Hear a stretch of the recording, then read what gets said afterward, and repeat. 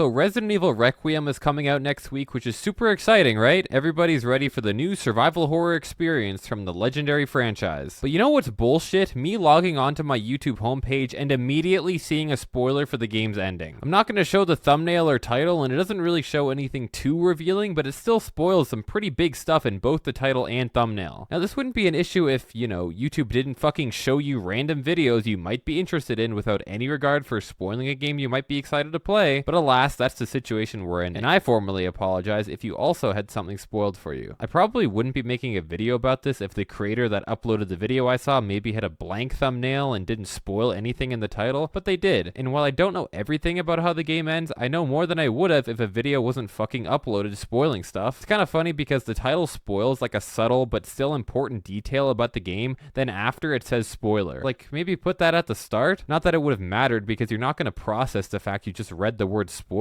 fast enough to stop reading. I think I'm just a little peeved about this because, in my opinion, I don't see any benefit this is providing to anyone but the creator themselves. And maybe people who just want to see the ending without playing the game, though I think the vast majority of people would rather just see it for themselves. Like, look, I'm not one to dog on someone chasing views and that YouTube money, but this is a pretty bottom of the barrel way to get views. Now, you might be thinking, bro, just scroll away and don't watch the video. Well, with the amount of information you can put into a thumbnail and title, paired with the fact that you can't really react fast enough to stop yourself from reading something as short as a YouTube title, clicking on the video and watching it isn't really necessary to get spoiled. I know I'm being a bit extra and I could just easily stay off of social media to avoid spoilers, but I think it's kind of ridiculous that I'd have to resort to something like that to keep myself in the dark. I don't want to have to fucking go off the grid because my game's coming out in a week. I talked about this in another recent video of mine regarding the excess amount of trailers Capcom has released for Resident Evil Requiem and how your intrigue will often get the better of you to click and check it out. And that same thing applies here. I'm sure there's lots of people who just aren't as concerned with getting the best experience possible, and even if they're a little interested, will probably click on a video spoiling the ending of the game. There's nothing wrong with this per se, but in my opinion, it's just a little sad. Also, like, could you have not waited a week to upload the video? Again, I get where the creator was coming from because you gotta be first, but I think a decision like this shows a lack of concern for spoiling the game for others who don't want anything spoiled. If there's one message I have to say, it's please stop spoiling games, because I'm sure I'm not the only one who was a little annoyed when they saw one of their most anticipated games of the year get spoiled. Thanks for watching. If you want to see me rant about something else, click here.